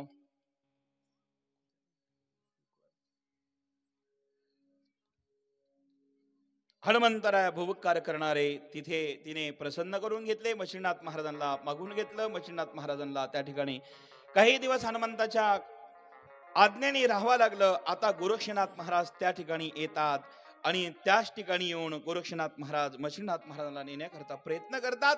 आणि असला तो संवाद त्या ठिकाणचा. गोरक्षनाथ महाराज गुरुचे भक्त आहेत, कारण मीननाथ पुत्र जेव्हा झाला महाराज खूप आनंद आहेत. हनुमंतराय ब्रह्मचारी असल्यामुळं पुत्र संतती देऊ शकले नाही, कारण तिने तपश्चर्या केली आणि हनुमंताला सांगितलं की महाराज तुम्ही माझ्यावर प्रसन्न असेल तर माझ्या संग अंगसंग करा. बजरंगबली म्हणले मी करू शकत नाही, पण मच्छिंद्रनाथ तुझ्या संग राहील आणि त्यांच्या सहवासातून तुला जो पुत्र होईल तोच उपरचरूचा अंश म्हणजे मीननाथ. आणि मग विवाह करून दिला. विवाह प्रपंच सुख ते लाभेला, मीननाथ पुत्रा मी पुन्हा जन्मेला. विवाह प्रपंची सुख ते लाभेला, मीननाथ पुत्रा मी पुन्हा जन्मेला. विवाह प्रसंगी सुख ते लाभेला, मीननाथ पुत्र मी पुन्हा जन्मेले. विवाह प्रसंगी सुख ते लाभेला, मीननाथ पुत्र मी पुन्हा जन्मेले. अशा रीती सर्व सुख तू भोगोनी, सर्व सुख तू भोगोनी. अशा रीती सर्व सुख तू भोगोनी, अशा रीती सर्व सुख तू भोगोनी. तो स्थानदासील शापा मुक्त होऊनी. विवाह प्रपंच सुख ते लाभेला, मीननाथ पुत्रा मी पुन्हा जन्मेल. अशा रीती सर्व सुख तू भोगोना. विवाह प्रसंगी सुख ते लाभेले, मीननाथ पुत्र मी पुन्हा जन्मेले. विवाह प्रसंगी सुख ते लाभेले, मीननाथ मी पुन्हा जन्मेले. अलक निरंजन, किती सुंदर भाव. आणि त्याच ठिकाणी माय बाप उपरेचर आणि शिंदे बाबा वचन दिलं मीच जन्माला येईल. विवाह करुणी प्रपंच सुख लाभेल, मीननाथ पुत्रा मी पुन्हा जन्मेल. अशा रीती सर्व सुख भोगवणे आणि मग शाप मुक्त होऊन तू जाशील.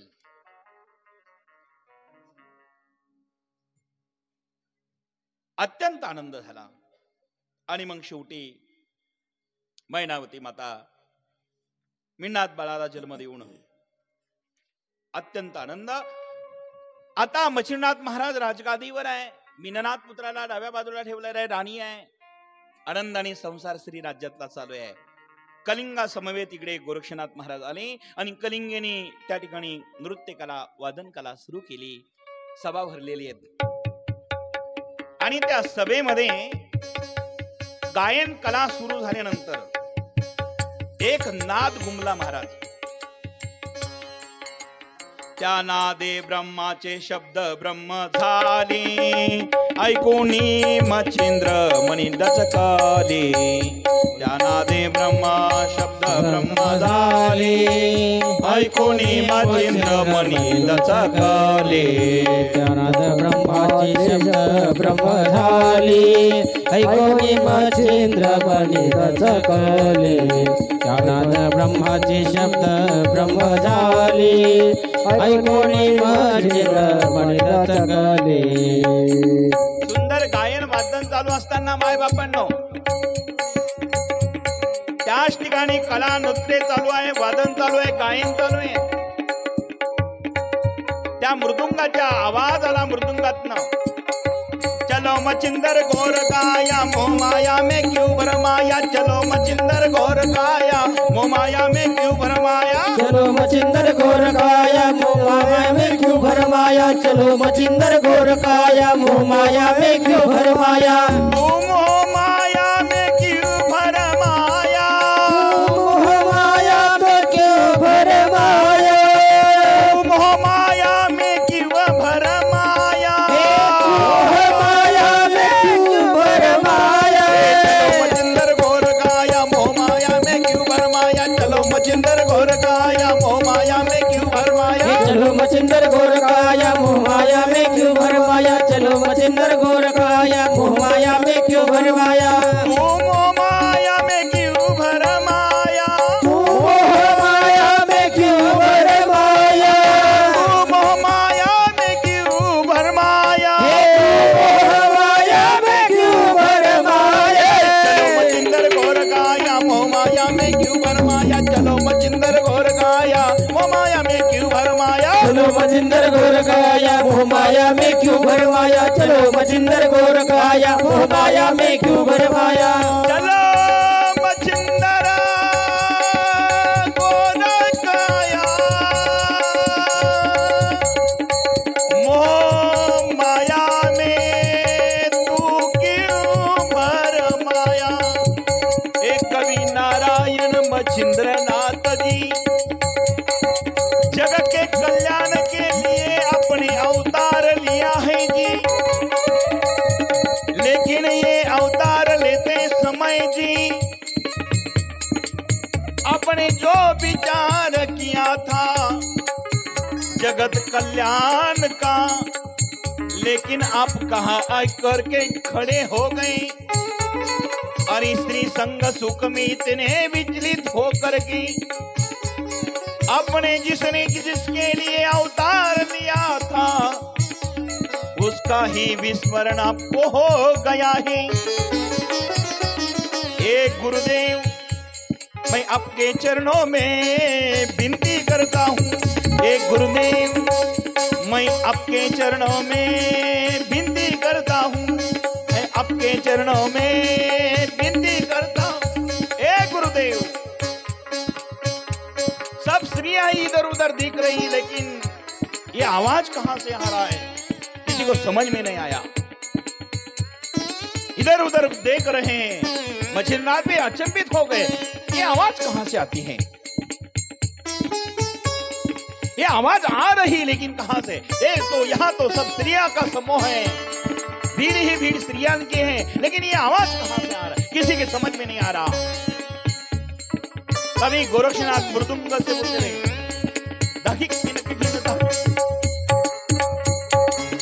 चलो मचिंदर घोर गाया. मैं आ गया जी. चलो गुरुदेव इस मोह माया में नहीं रहना.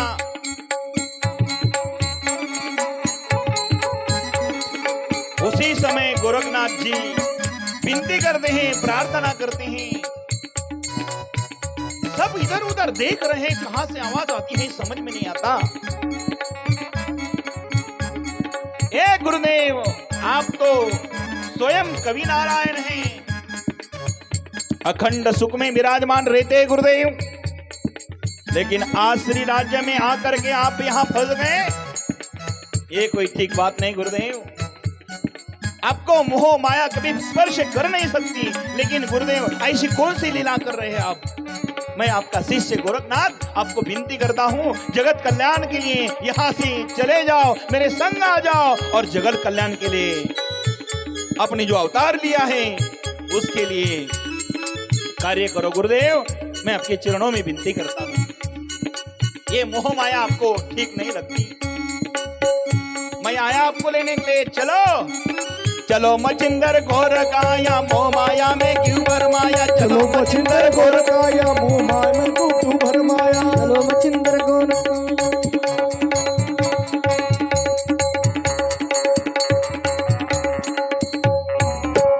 अलग निरंजन आदेश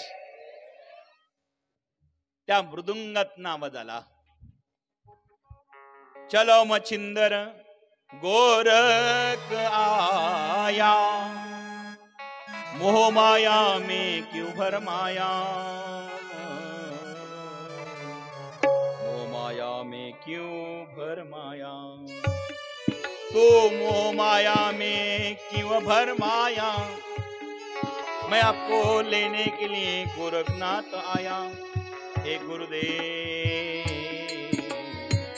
चलो मचिंदर गोरख आया, ये गोरख धंधा है, ये गोरख धंधा है, ये गोरख धंधा है, ये गोरख धंदा. अलग निरंजन. आणि त्याच वेळेला महाराज गोरक्षनाथ महाराज प्रगट झाले. आणि मग कुठून आवाज येतो म्हणून तितक्यात बघितलं. पुरवड्याच्या हाती पद्मिनी धरोणी, म्हणे गुरुजी आण सांग तू कोण, गोरक्षे प्रगटे दुसरा क्षणी, गुरु माता गुरु चरणा हे वंदो. अलग निरंजन आदेश.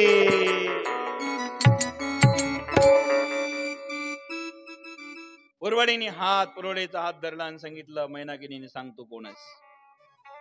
आवाज तुझ्या मृदुंगातूनच आला. आतापर्यंत बोलत कोणी नव्हतं, नाट्य चालू होतं, नाच चालू होता. हे आवाज आला कुठून? हा आवाज पुरवडीला वडून नेलं. मैनाकिनीने विचारलं कोण आहे. गोरक्षनाथ प्रकट झाले. सांगितलं गुरुमाता तुझ्या चरणावर दंड प्रणाम. गुरुमाता आहे ना, मी गोरखनाथ आहे. गोरक्षात तू? हा. नमस्कार केला आणि गोरखनाथाला घेऊन मच्छिंद्रनाथाकडे गेली. मच्छिंद्रनाथ महाराजांनी गोरक्षनाथाला पाहिलं. अत्यंत आनंद झाला. जसं एखादं बाळ हरवलेला असावा आणि चुकलेलं बाळ ज्या वेळेस आईला मिळावा तो जो आनंद असतो ना, तसा गुरुशेषीचा भेटीतला आनंद असतो. चुकली माय बाळ हुरहुर पाय. बाळाची आणि आईची भेट जशी होती तेव्हा जो आनंद असतो तो आनंद अलौकिक आहे, अवर्णनीय आहे, अप्रतिम आहे. तसा गुरु शिष्याच्या भेटीतला आनंद आहे. आणि गोरक्षनाथ महाराजांना आलिंगन दिलं. सुंदर भाव, सुंदर वातावरण. त्याच ठिकाणी महाराज मच्छिंद्रनाथ महाराज प्रसन्न झाले. आणि मच्छिंद्रनाथ महाराज प्रसन्न होऊन शेवटी गोरक्षनाथ महाराजांना मीननाथाला राजगादीवर बसवलं. दोन्हीकडे दोन मुलं आहेत. एके बाजूला मिन्नाथ, एका बाजूला गोरखनाथ. दोघं मैनावती मच्छिंद्रनाथ. काय आनंद असेल. श्री राज्याची राजधानी आहे. कवी नारायण आहे, एक हरिनारायण आहे. आणि शेवटी असं करता करता बराच काळ गेला. एकांतात मच्छिंद्रनाथ भेटले की गोरक्षनाथांनी सांगावं गुरुदेव आपण किती दिवस राहणार इथे जगाच्या कल्याणाकरता. तुम्ही योगेश्वर आहात, कवी नारायण आहात. योग समाधीमध्ये आनंदात विहार करणारे आपण या संसारामध्ये कसे गुंतले. आपल्यासारख्या संन्याशाला जास्त दिवस प्रपंचाच्या लोकात राहणं योग्य नाही गुरुदेव. जास्त दिवस संसारात जास्त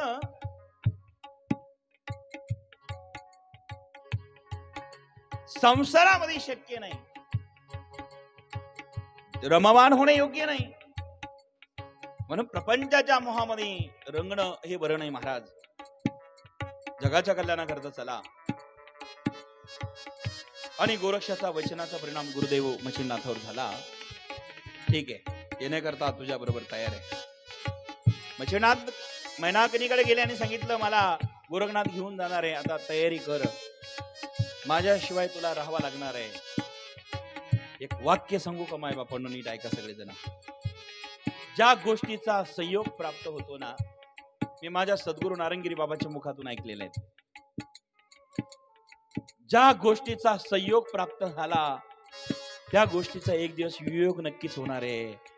आणि ज्याला संयोग पचवता आला, त्याला वियोग पचवता आला, तरच तो योगी होऊ शकतो. आतापर्यंत जे सुख मच्छिंद्राकडनं मैनाकिनीला मिळालं, हा संयोग होता.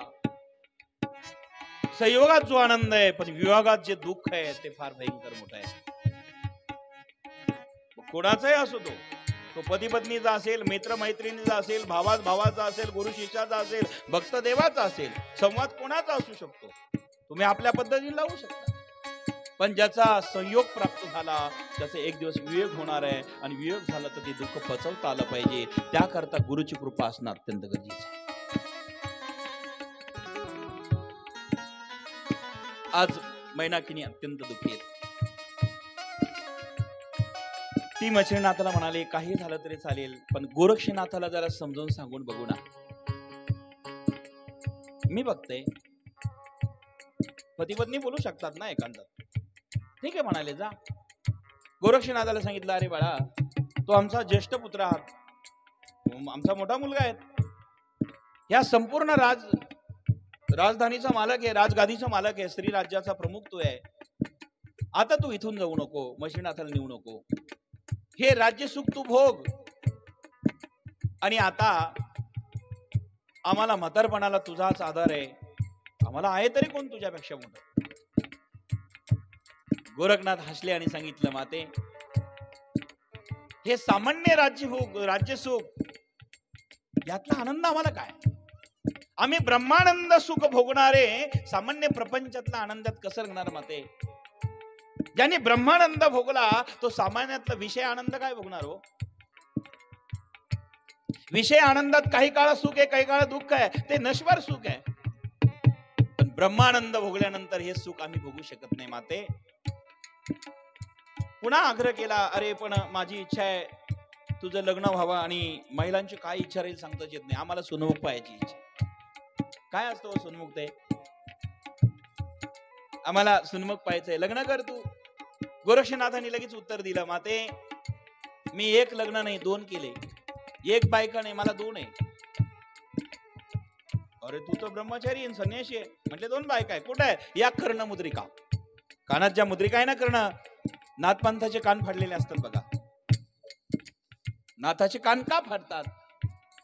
मी 2 मुद्रिकेसंग लग्न केलेले आहेत, याच माझ्या 2 भार्या आहेत.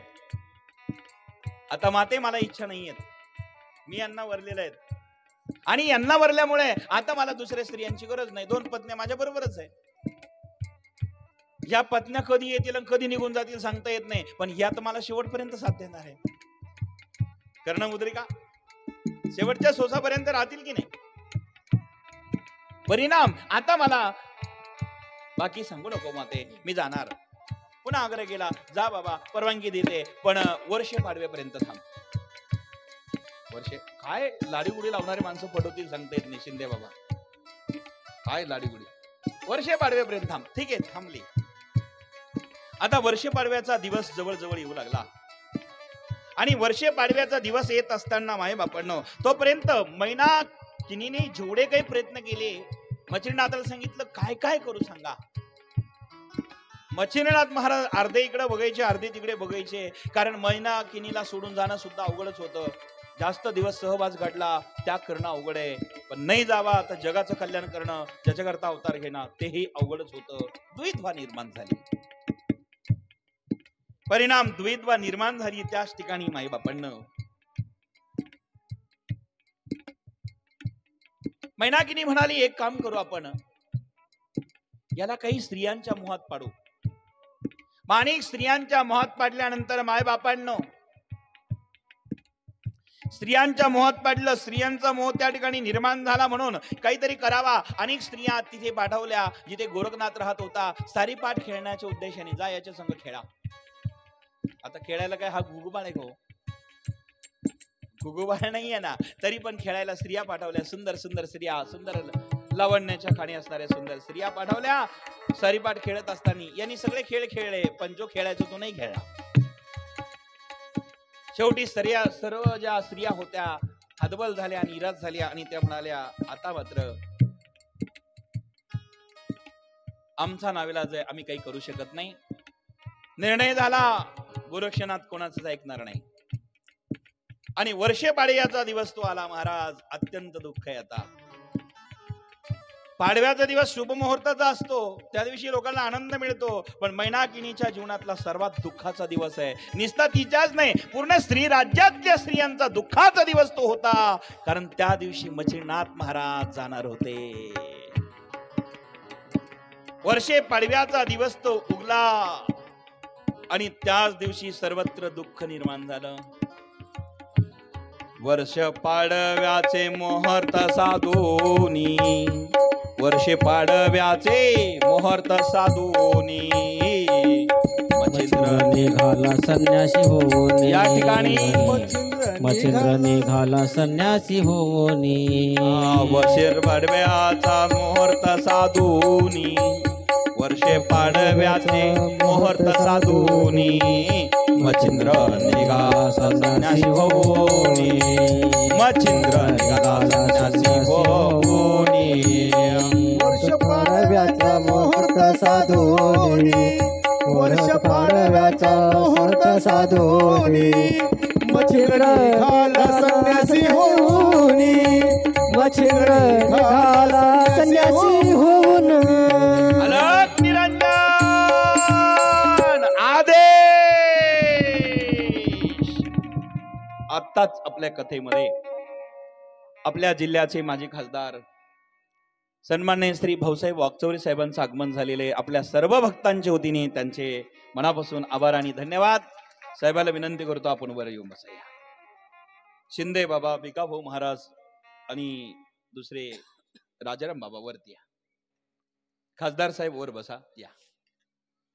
महाराज मंडळी, भिकाभाऊ महाराज, सकाराम बाबा, पारखे महाराज बसा या. खासदार साहेबाकरता एकदा जोरात टाळ्या वाजायच्या आहेत. ज्यांनी अनेक मठ मंदिराकरता मदत केली, करण्याची भूमिका सगळीकडे होती आणि सहकार्य केलेले आहेत, त्यांना धन्यवाद. बसा. अलक निरंजन, अलक निरंजन, अलक निरंजन आदेश. निरंजन अलक निरंजन अलक निरंजन आदेश. आलक बोला नमो आदेश बोला. आलक बोला नमो आदेश बोला. आदेश बोला नमो आदेश बोला. आदेश बोला नमो आदेश बोला. हे आलक बोला नमो आदेश बोला. आलक बोला नमो आदेश बोला. आलक बोला नमो आदेश बोला. आलक बोला नमो आदेश बोला. अलख निरंजन नवनाथाय नमः. अलख निरंजन नवनाथाय नमः. अलख निरंजन नवनाथाय नमः. अलख निरंजन नवनाथाय नमः. अलक निरंजन नवनाथाय नमः. अलक निरंजन नवनाथाय नमः. अलक निरंजन नवनाथाय नमः. अलक निरंजन नमः. मच्छीपासून झाले मच्छिंद्रनाथ. गोरक्ष जन्मले गौरी भाजपात. झाली तर उत्पत्ती यज्ञ कुंडात. कानिप जन्मले गजकरणात. मच्छीपासून झाले मच्छिंद्रनाथ. गोरक्ष जन्मले गौरी भाजपात. झाली तर उत्पत्ती यज्ञ कुंडात. कानिप जन्मले गजकरणात. अलख निरंजन नवनाथाय नमः. अलख निरंजन नवनाथाय नमः. अलख निरंजन नवनाथाय नमः. अलख निरंजन नवनाथाय नमः. अलख निरंजन नवनाथाय नमः. अलख निरंजन नवनाथाय नमः. अलख निरंजन नवनाथाय नमः. अलख निरंजन नवनाथाय नमः. अलख निरंजन नवनाथाय नमः. अलख निरंजन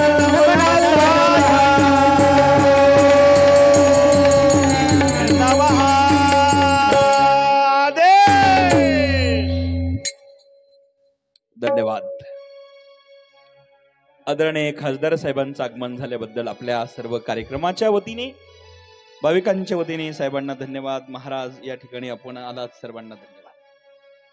पीए साहेब वर या ना तुम्ही. पीए साहेब बाय बापांनो, वर्षे पाडव्याचा तो दिवस. वर्षे पाडव्याच्या दिवशी सर्वांना आनंद होतो, पण स्त्री राज्यातल्या सर्व स्त्रिया रडू लागल्या. मचिरनाथ निघून जाणार आहे. रडे मैना केनी धाये मोकलोनी, रडे मैना केनी धाये मोकलोनी. रडे मैना केनी धाये मोकलोनी, रडे मैना केनी धाये मोकलोनी. रडे मैना केनी धाये मोकलोनी, रडे मैना केनी धाये मोकलोनी. रडे मैना केनी धाये मोकलोनी, रडे मैना केनी धाये मोकलोनी. शोकाकुल झाली, शोकाकुल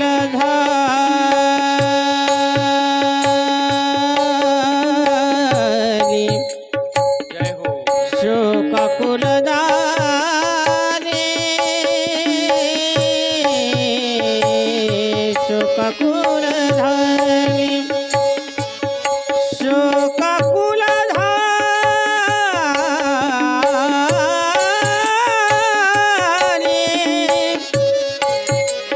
शोकाकुल झाली सारी राजधानी,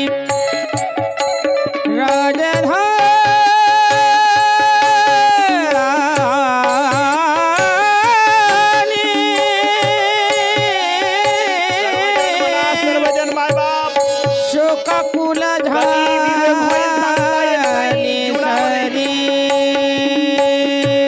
राजधानी, शोकाकुल झाली सारी राजधानी,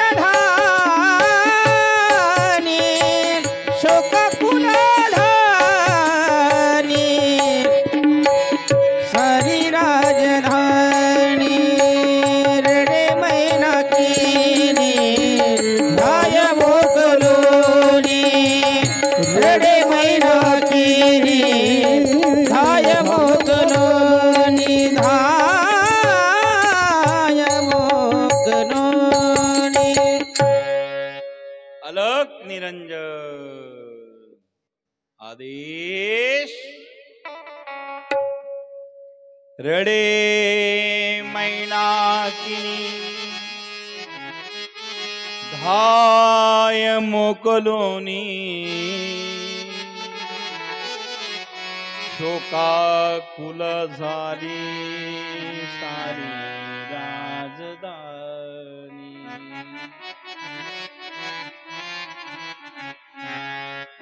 शोकाकुल झाली सारी राजधानी, शोकाकुल झाली सारी राजधानी. अत्यंत दुःखित प्रसंग.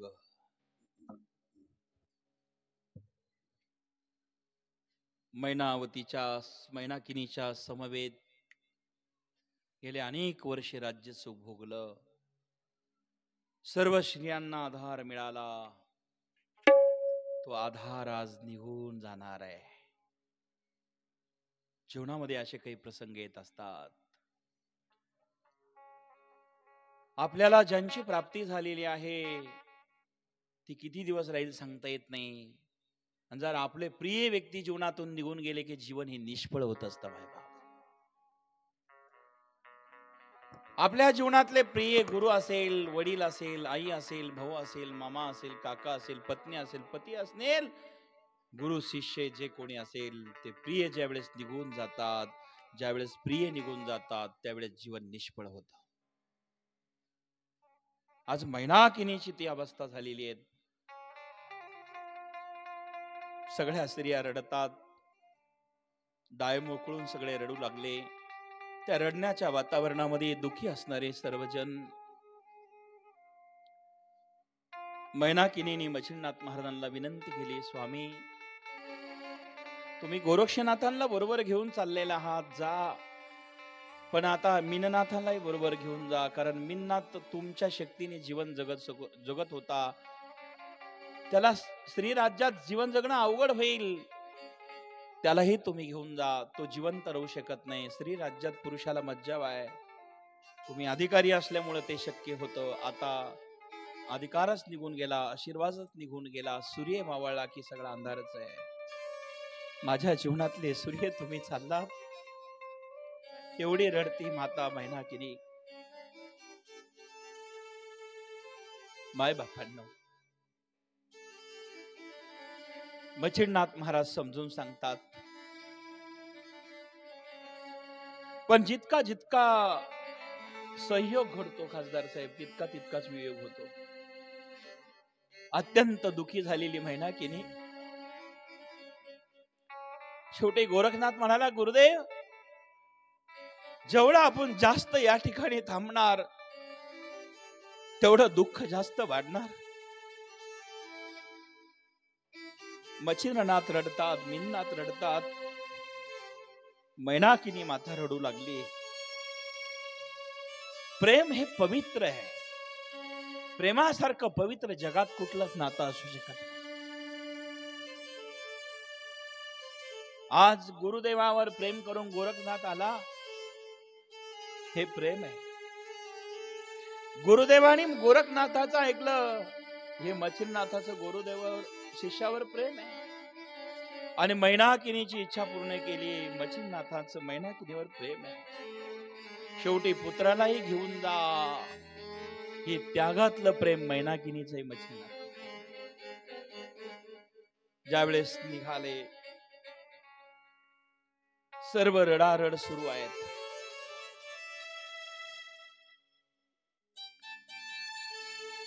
इकडे उपरेचर वसू व्यान घेऊन त्या ठिकाणी आले, प्रगट झाले. मैनाकिनीला समजून सांगतात, चल, रडतीस का? आज तुझा शापमुक्तीचा दिवस आहे. तू स्वर्गातली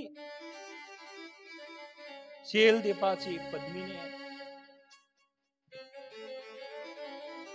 मी तुला नेण्याकरता आलेलो आहे. माझ्या शापामुळे तू श्री राज्यात येऊन पडली. तू स्वर्गातली दिव्य पद्मिनी आहे, सिहेल दीपाची राणी आहे. उपरेचरांनी समजून सांगितलं, उपदेश केला. त्यावेळेस जरा बरं वाटलं, तरी पण मच्छिंद्राचा विरह सहन होत नव्हता. उपरेचरांनी सांगितलं, तुझं कार्य महान आहे, मी तुला आज एक वचन देतो, तुझी आणि मच्छिंद्रनाथाची मी परत जीवनात एकदा भेट घडून देईल. आता जरी मच्छिंद्रनाथ गेले, तुझं इथलं कार्य संपलं, पण तुझी आणि मच्छिंद्रनाथांची भेट मी पुन्हा तुला एकदा घालवून देईल. जेव्हा इच्छा असेल तेव्हा इच्छा प्रगट कर, मी तुला मच्छिंद्रनाथ भेटवेल. स्वर्गामध्ये यज्ञ करेल, सोहम यज्ञ होईल. आणि सोहम यज्ञ करता त्यावेळेस सर्व नवनाथ त्या ठिकाणी राहतील. आणि त्या नवनाथांच्या बरोबर मच्छिंद्रनाथ महाराज मुख्य राहतील. आणि म्हणून तू चिंता करू नको. सिहेल दीपाला घेऊन तिला जातात, वचन दिलं, चिंता करू नकोस. या सोहम यज्ञ करता नवनाथ जिथे येणार आहे, त्यामुळे आता तू चिंता न करता माझ्या बरोबर चल. आणि त्याच वेळेस मच्छिंद्रनाथ महाराज निघून गेले. मैनाकिनी आपल्या उपरीचर वसूच्या व्यानात बसून स्वर्गाला निघून जाते. पुढे चालता चालता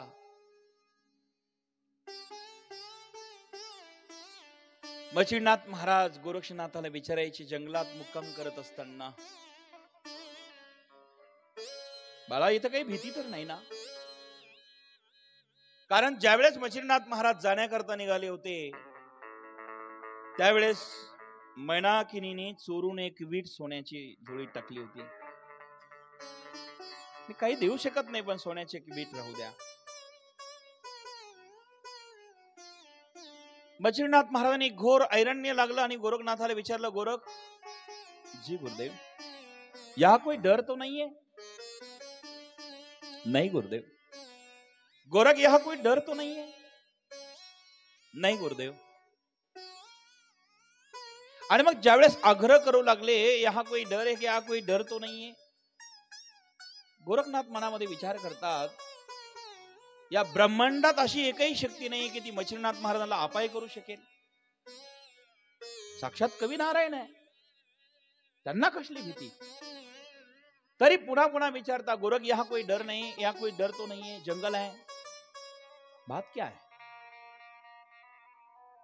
उसी समय गोरखनाथ जी ने अपनी जो झोली थी, झोली में झांक करके देखा